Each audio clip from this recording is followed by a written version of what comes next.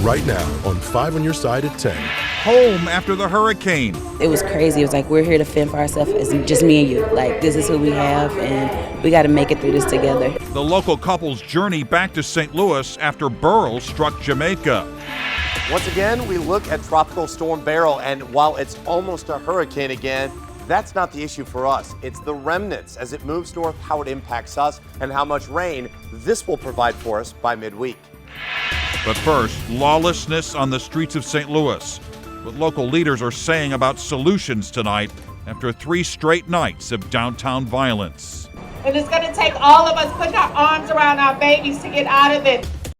Downtown St. Louis remains on edge as violence involving large groups of young people continue to plague the area. Since Thursday evening, at least 20 people have been shot in St. Louis. 1 has died.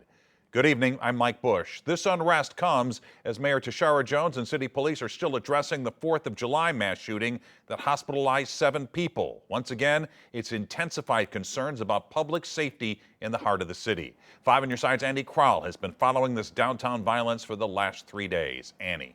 Mike, this time a 15-year-old boy was shot in the arm near Enterprise Center less than 2 hours before the pop band AJR's concert last night. He was walking with a man and woman in their 40s in broad daylight, though the continued downtown violence has typically been overnight. Some in St. Louis hoping that events like today's 4th annual STL Fest can at least be part of the solution.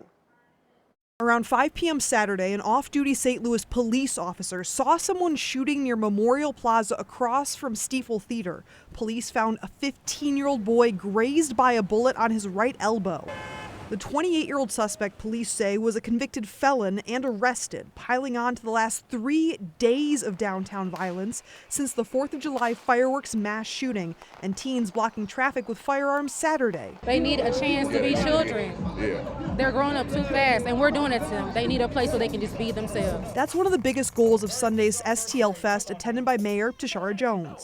Just wanted to come by and tell you that your mayor loves you, and I have been working hard with a capital W to make sure that we put resources in our community, that we reduce crime, and that we put our arms around our babies and give them things to do and make them productive citizens instead of going downtown and shooting up fireworks in the middle of downtown. But when we pushed Mayor Jones's director of communications to ask what those actions are to stop the violence involving young people, he said she was unavailable to talk. We couldn't grab her for a couple minutes. Sorry. Jones taking pictures with some of the hundreds of attendees on Washington Avenue, hoping the peaceful gathering will spark change. Somewhere where they can be outside and they don't have to worry about the restrictions of being in a place where like I can't express myself. So this allows them to express themselves and do their own thing, have their music, have their culture, have art. We all had phases when we were younger of us doing things that maybe our parents and our community might not have approved of. But the thing is, we made it to this point. We've been blessed enough to make it to this age and to this point. So now we can relate because we all see us in them. There is a public town hall meeting tomorrow night at 6 o'clock to talk about this week's downtown arrests. It's at Central Public Library. Mayor Jones's team said she will likely not be in attendance, but Circuit Attorney Gabe Gore and St. Louis Police Chief Robert Tracy should be. Mike? Thanks. Missouri Secretary of State Jay Ashcroft, who was running for governor, took to X, formerly known as Twitter, calling the shootings tragic and unnecessary and declaring it's past time for the state to take control of the SLMPD. Look, when St. Louis does badly, it hurts the rest of the state. When St. Louis does well, it elevates the rest of the state. Those words from Missouri Secretary of State Jay Ashcroft underscore his call for state intervention in St. Louis's crime problem.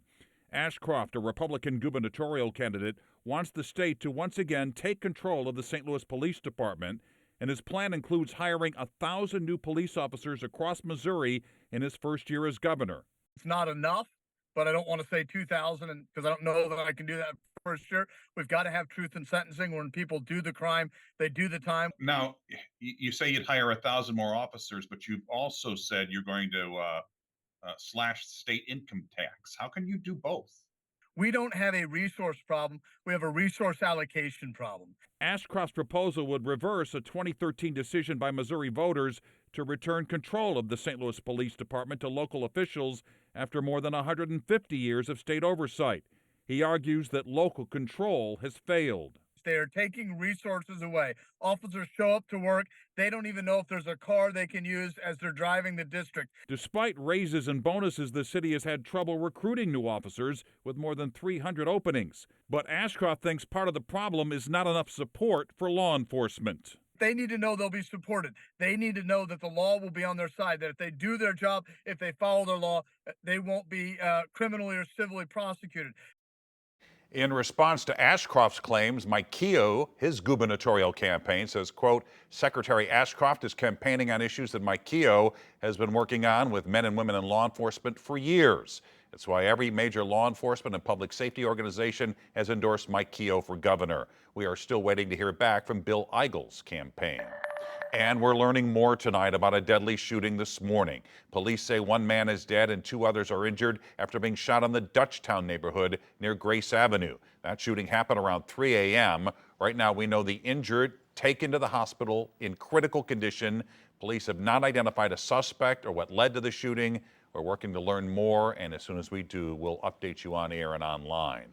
And new tonight, we now know the name of the man killed during a 4th of July celebration in Glasgow Village. Police say 30-year-old Gregory Mills was gunned down at a fireworks gathering.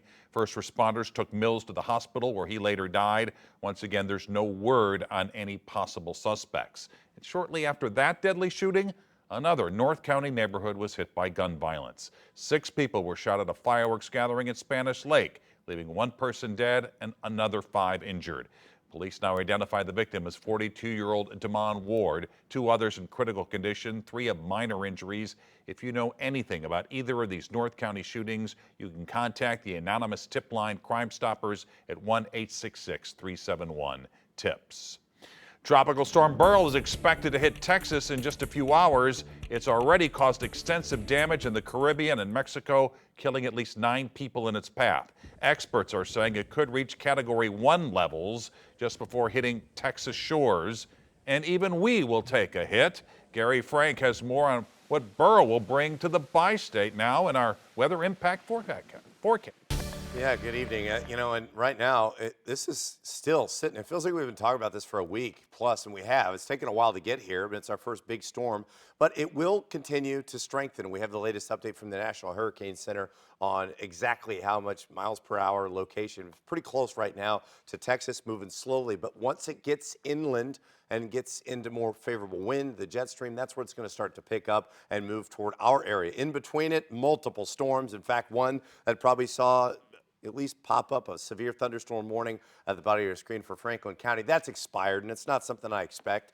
But what I want to point out is not only this line right here, which is kind of showing some cooler air, that rain, cooled air right here, that's going to stabilize the atmosphere as well. As we look at one of the stronger storms right now, wouldn't be surprised to see this maybe a 30, 40 mile an hour wind gust, but the leading edge of this kind of racing out ahead. That typically means it's weakening, but still, it'll pack a punch for a brief moment. It has cooled us off, and as a result, we're in the 60s and 70s. And I think into the overnight hours, we're going to see things, maybe at least a chance through midnight, and then this really fizzles out for the first part of the day.